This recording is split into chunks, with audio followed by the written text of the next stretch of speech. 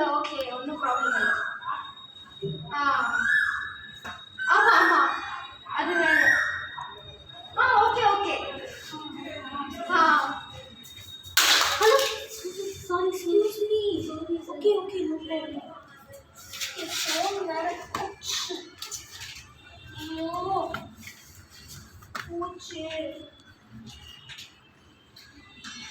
இது வேறு ஃபிக்ஸ் பண்ணிட்டு போய் கடையில் கட்டணும். ஃபோனுக்கு வந்துச்சுன்னா அதுக்கு எப்படி இருக்கும் வாங்க பார்க்கலாம்.